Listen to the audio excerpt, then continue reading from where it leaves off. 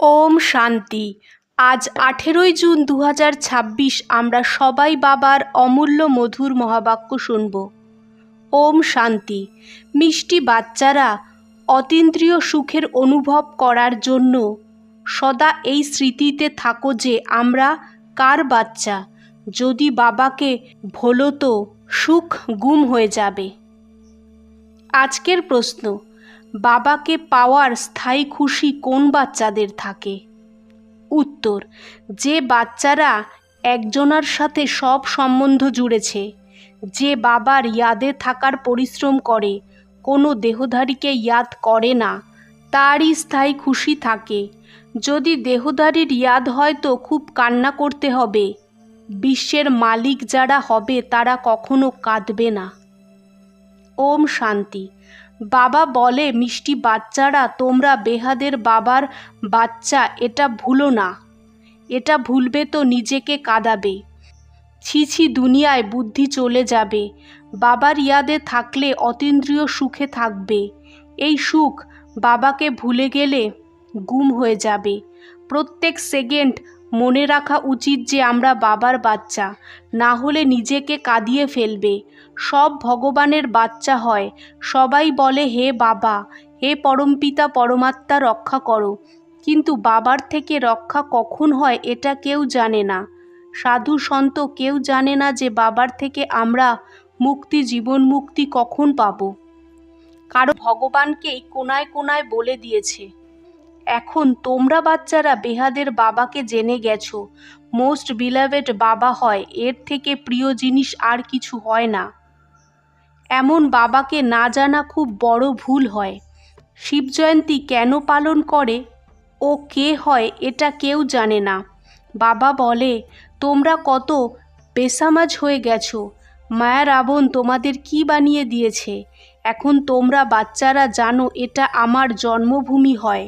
আমি প্রত্যেক 5000 বছর পরে আসি।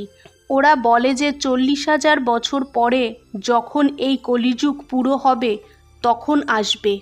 ত্রিমূর্তি ব্রহ্মা বিষ্ণু শঙ্কর কেউ জানে না।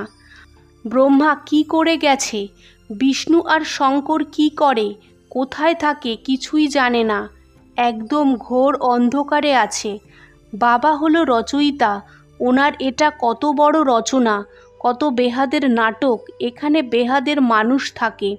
আজ থেকে 5000 বছর আগে যখন সত্যযুগ ছিল, ভারতে যখন এই লক্ষ্মীনারায়ণের রাজ্য ছিল, তো আর কোনো রাজ্য ছিল না। ভগবতী শ্রী লক্ষ্মী, ভগবত শ্রী নারায়ণকে বলা হয়। রাম সীতাকেও ভগবত ভগবতী বলা হয়। এখন এই ভগবত নারায়ণ আর ভগবতী লক্ষ্মী কোথা থেকে এসেছে, রাজ্য করে গেছে। কিন্তু এদের জীবন কাহিনী তো একজনও জানে না। গাইতে থাকে, হে ভগবান দুঃখহর্তা সুখকর্তা, কিন্তু এটা কারো বুদ্ধিতে আসে না যে ওরা দুঃখহর্তা সুখকর্তা কিভাবে হয়, কোন সুখ সবাইকে দিয়েছে আর কখন সবার দুঃখ দূর করেছে, কিছুই জানে না। তোমরা বাচ্চারা এখন এখানে রাজযোগ শিখছ ভগবতী লক্ষ্মী ভগবত নারায়ণ হওয়ার জন্য। জানো যে ভগবতী সীতা ভগবত রামও হতে হবে। 8 জন্ম সত্যযুগে পুরো করো, তারপর রাম সীতার রাজ্যে আসবে। 21 জন্মের জন্য বেহাদের রাজাই তোমরা এখানে স্থাপন করছো। তোমরা ভগবতী ভগবত স্বর্গের মালিক হচ্ছ।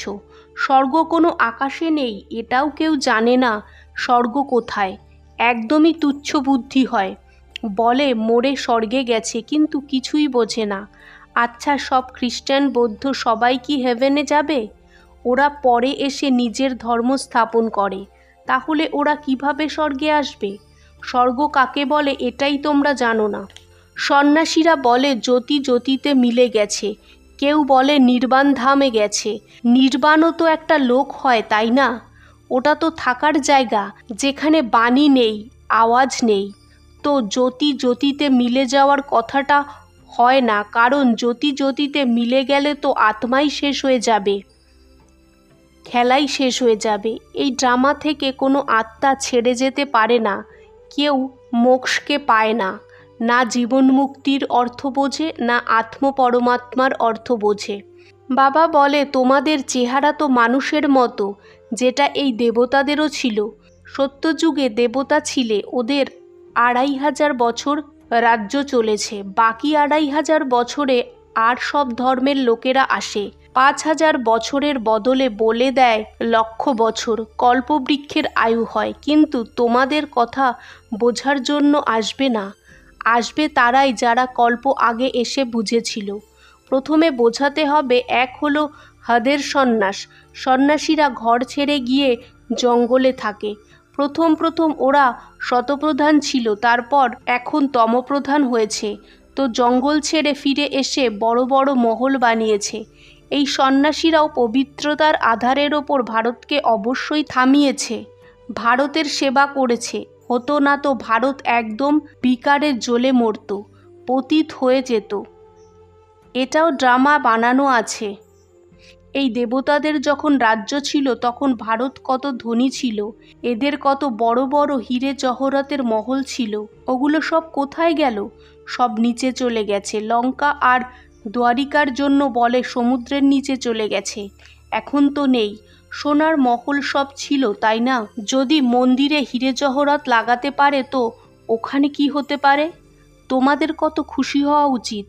আবার বাবা এসেছে, বলে বাবাকে ইয়াদ করো। ইয়াদ একজনকেই করতে হয়, যার থেকে বিকর্ম বিনাশ হবে। কিন্তু ওরা ভুলে যায় আর দেহধারীর ইয়াদ এসে যায়।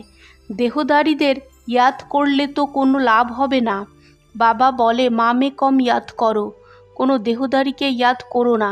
আম্মা মরে তাও হালুয়া খাও, বউ মরে তাও হালুয়া খাও, এক বাবার ইয়াদেই কামাই হবে। আমরা শিব বাবার বাচ্চা, ওনার থেকে বর্ষা নিতে হবে। এই সময় বাবাকে ইয়াদ না করলে অনেক পছতাতে হবে, কাঁদতে হবে। বিশ্বের মালিক হওয়াদের কাদার কি দরকার? তোমরা বাবাকে ভোলো, তখনই মায়া থাপ্পড় লাগায়। এই জন্য বাবা বারবার বোঝায় বাবাকে আর বর্ষাকে ইয়াদ করো। অমরনাথ শুধু এক পার্বতীকে তো অমর কথা শোনায়নি, অবশ্যই অনেককে শুনিয়েছে। সব মানুষদের বাবা বোঝায়, এখন পতিত হয়েও না, এই অন্তিম জন্ম পবিত্র হও। ওখানে স্বর্গে কোনো বিকার হয় না। যদি এখানেও বিকার হতো তো স্বর্গ আর নরকের মধ্যে কি পার্থক্য থাকতো? দেবী দেবতাদের মহিমা গায়, সর্বগুণ সম্পন্ন, 16 কলা সম্পূর্ণ। ভগবান এসে ভগবত ভগবতী বানায়। ভগবান ছাড়া কেউ বানাতে পারে না। ভগবান তো একজনই হয়, যথা রাজারানী তথা প্রজা।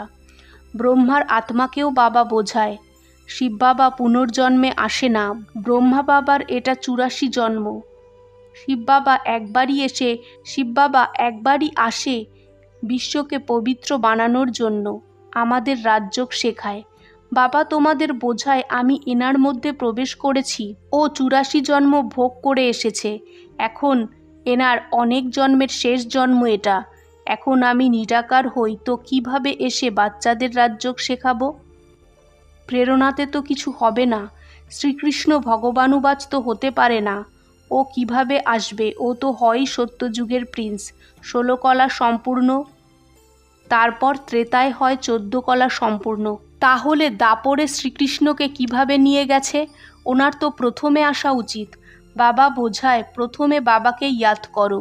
বাবা বলে, তোমরা তো আমার বাচ্চা, এই শরীর তো বিষ দিয়ে তৈরি হয়েছে, এখন এর তো লৌকিক বাবা মা আছে, ও হলো পরলৌকিক বাবা, আর অলৌকিক বাবা হলো প্রজাপিতা ব্রহ্মা।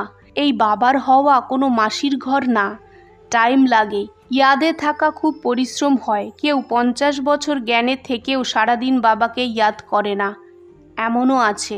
সবাইকে ভুলে বাবাকে ইয়াদ করা খুব পরিশ্রম হয়। কেউ 1% করে, কেউ 2% করে। এটা অনেক বড় উঁচু লক্ষ্য। তোমাদের নতুন দুনিয়ায় যেতে হবে, তো তোমাদের স্থায়ী খুশি থাকা উচিত। এই চোখ দিয়ে যা কিছু দেখো, কিছু থাকবে না। বাবা বলে, তোমরা অশরীরী এসেছো, তারপর শরীরের সাথে পাট বাজিয়েছো। এখন আমরা হলাম ব্রাহ্মণ বংশী, তারপর হব দেবতা বংশী, তারপর সিঁড়ি নেমে বৈশ্য শূদ্র বংশী হব। এই চক্র ইয়াদ করতে হবে। বাবাকে ইয়াদ করলে আমরা হেলদি হয়ে যাব, চক্রকে ইয়াদ করলে চক্রবর্তী রাজা হয়ে যাব। বাবা বলে বাচ্চারা পুরুষার্থ করো, আমাকে ইয়াদ করো, এর থেকে স্বর্গের বাদশাহী পাবে। আচ্ছা, মিষ্টি মিষ্টি সিকিলাদে বাচ্চাদের প্রতি মাত পিতা বাপদাদার ইয়াদ প্যার আর গুড মর্নিং। আজকের ধারণা 1, কখনো কোনো কথায় ছুঁইমুই হয়েও না, ঈশ্বরকে ভুলে যেও না। এই চোখ দিয়ে যা কিছু দেখো ওকে দেখেও দেখো না। 2, এক বাবার ইয়াদেই কামাই হয়, এই জন্য দেহধারীদের ইয়াদ করে কেঁদো না। বাবা আর বর্ষাকে ইয়াদ করে বিশ্বের বাদশাহী নিতে হবে। আজকের বাপদাদার মধুর বরদান, শ্রেষ্ঠ মতের আধারের ওপর মায়াবী সঙ্গদোষ থেকে উপরে থাকা বাচ্চারা শক্তিস্বরূপ ভব। বিস্তার, বাচ্চাদের একটা কমপ্লেন থাকে যে আত্মীয়রা শোনে না, সঙ্গ ভালো না, এই জন্য শক্তিশালী হতে পারি না। কিন্তু শ্রেষ্ঠ মতের আধারে জ্ঞানস্বরূপ শক্তিস্বরূপের বরদানী হয়ে নিজের স্থিতিকে অচল বানাও। সাক্ষী হয়ে প্রত্যেকের পার্ট দেখো, নিজের শতগুণী পার্টে স্থিত থাকো। সদা বাবার সাথে থাকো, তো তমগুণী আত্মাদের সঙ্গের রঙের প্রভাব পড়বে না। আজকের স্লোগান, কর্মযোগী ও হয় যে কর্মের কল্পবৃক্ষের ডালে বসে কর্ম করতেও উপরাম স্থিতিতে থাকে। ওম শান্তি।